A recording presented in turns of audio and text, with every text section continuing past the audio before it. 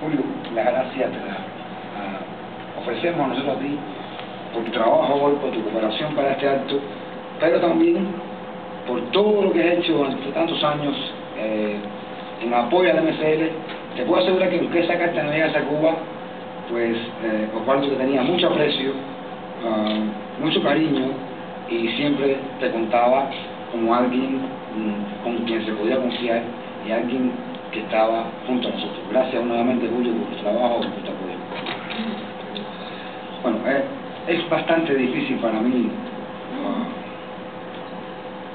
después del documental de haber visto a Osvaldo, pues hablar de Osvaldo, porque hasta hace un año cuando lo mencionaba, pues lo hacía con mucho orgullo. Cuando hablaba de su trabajo, de sus ideas, lo transmitía con ese mensaje de esperanza, de que alguien desde dentro de Cuba, con tanta dedicación, con tanta honestidad, pues podía transmitir y continuar trabajando en pro de la democracia en Cuba. Hoy lo hago con mucho orgullo, pero con dolor, porque me tengo que referir a él, porque no está. Ya no contamos con él, y eso siempre, cada vez que lo digo, cada vez que lo pienso, cada vez que me doy cuenta, me provoca angustia. O sea, que no nos acostumbramos después de un año a que ya Osvaldo no está. Pero también porque hablar del pensamiento político de Osvaldo, de lo que Osvaldo dejó como herramienta, requiere una responsabilidad, de una preparación, de un análisis de equipo, y ojalá ese análisis se hiciera cuanto antes con muchos profesionales y muchos intelectuales que son capaces de hacerlo, y ojalá no esperemos a que otras generaciones tengan que hacerlo. Es una responsabilidad nuestra. Por tanto, yo quiero mencionarles a ustedes muy brevemente algunas cosas que si él estuviera aquí, estamos seguros que nos está mirando en esto, nos pediría que habláramos de eso. Y me referiría básicamente a que Osvaldo fue una persona que desde que comenzó su trabajo político miró al pueblo, miró a los ciudadanos. Hemos visto ahí, nunca reclamó espacio para nuestro movimiento, nunca reclamó espacio para su figura. Siempre, desde 1990, que se redactó un programa de transición, porque él se dio cuenta que para tocar la puerta del ciudadano, que para llegar al ciudadano y convocarlo a que rompiera con los miedos que están atando a cada una de las personas dentro de Cuba, era necesario mostrarle qué camino seguir, era necesario mostrarle a qué sociedad aspirábamos. Y en aquel momento se redactó una cosa que llamamos Emilio Ramoncito, un programa de transición, por cierto, un programa de transición que ha sido enriquecido y actualizado entre los cubanos del exilio y los cubanos de la isla a mediados de la década pasada. Es decir, que a pesar que se redactó su base en los años 90, hoy es vigente, hoy es actual, hoy lo tenemos como herramienta, y precisamente a eso se refiere mi intervención. Es que tenemos que pensar que existen una serie de aportes, y ahí está la riqueza del trabajo de Osvaldo, para facilitar, y no quiero decir que sean los únicos, o que sean los más completos, o que sean los mejores, pero sí ha sido el trabajo de una persona dedicada toda su vida, de un equipo, y yo creo que tenemos que tenerlo en cuenta para viabilizar en un momento determinado la facilidad de llevar a Cuba a una democracia. El programa de transición que transitaba en un periodo para desmontar aquel sistema totalitario y en crisis económica que existe en Cuba, intentó convocar al pueblo para que el pueblo lo apoyara positivo. El 11 de julio XXI, mientras Fidel Castro estaba en México, si la memoria no me falla, era la primera cumbre iberoamericana. Recuerdo que Bernabé Paso le preguntó ese día: ¿usted tiene el monopolio del amor a Cuba? Asaltaron la casa donde habíamos abierto para recoger firmas, rompieron el busto de Martí, se llevaron las firmas. Aquello fue un momento muy difícil, porque no había los niveles de comunicación que hay hoy en día, la desinformación era grande, pero Osvaldo no se mira nunca, todo lo contrario. Digo, tenemos que reflexionar y vamos a dar un paso superior, vamos a meditar y vamos a subir la parada, que era su frase. Su frase en un ambiente cerrado era: vamos a subir la parada. Y el movimiento continuó creciendo, se expandió por el interior del país, hasta que un buen día, esas cosas que él tenía, estaba en un postoperatorio, se había postoperado, o sea, se había operado, estaba recuperándose hacía 2 o 3 días. Y cuando llega a su casa me lo encuentro escribiendo. Me dice: ¿y esto qué hace? Está operado. No me quiso enseñar qué estaba haciendo. El otro día cuando llegó no me dijo: mira, tenía las bases completas de todo lo que fue después el proyecto Varela.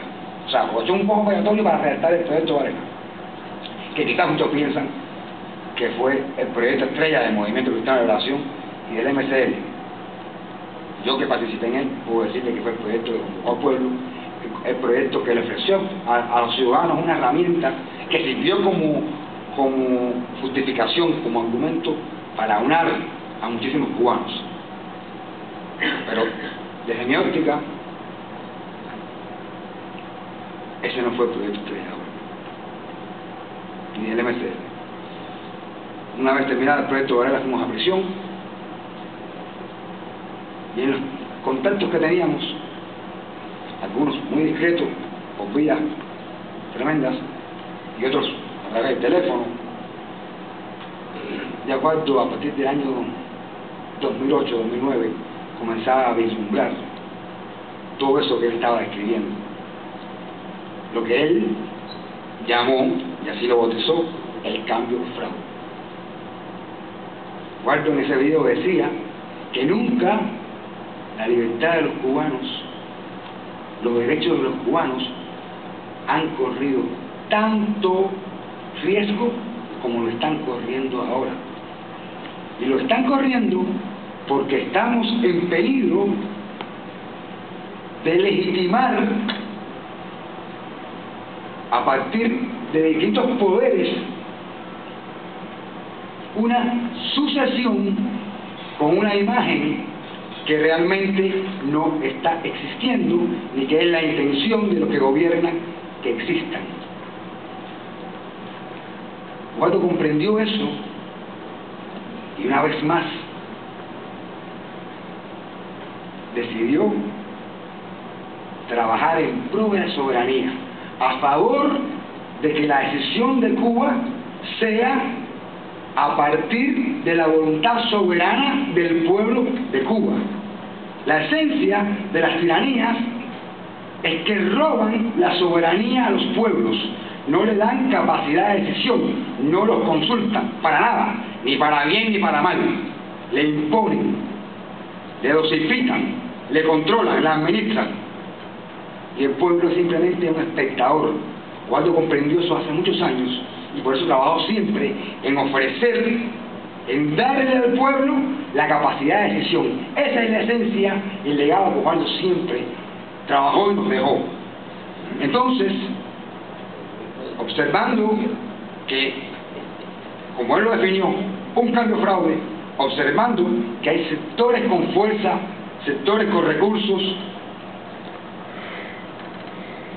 sectores con prestigio incluso, mezclado en esta conspiración que hay para escamotear el derecho de los cubanos a la libertad. Waldo redactó lo que yo considero ha sido su mejor propuesta. Desafortunadamente, a veces no existe la educación necesaria a veces no tenemos esta información.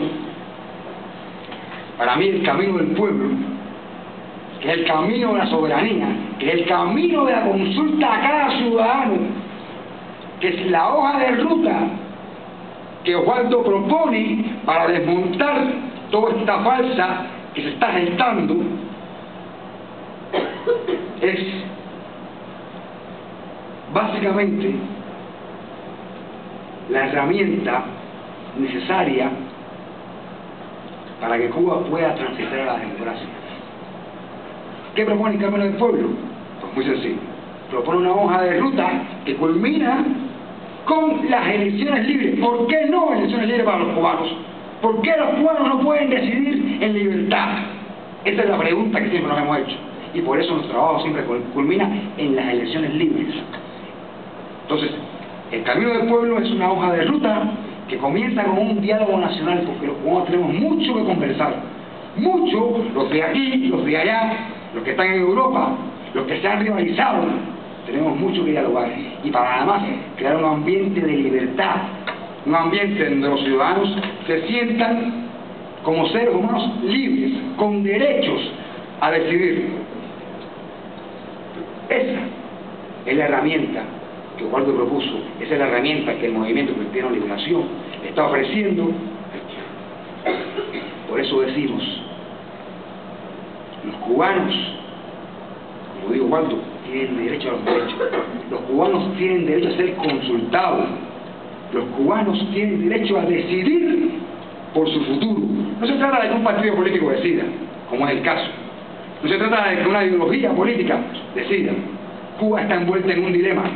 El dilema de Cuba, y en eso el mundo ha sido cómplice, es no reconocer que los cubanos no han tenido derechos, que los cubanos no han podido decidir durante 50 años qué desean, qué quieren. Pueden incluso desear un sistema tal o más cual.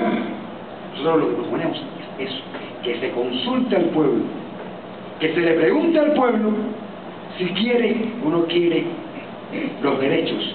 No conocemos a ningún pueblo que se niegue a sus derechos. Yo quiero, para resumir mi intervención esta noche, cerrar con una frase de Osvaldo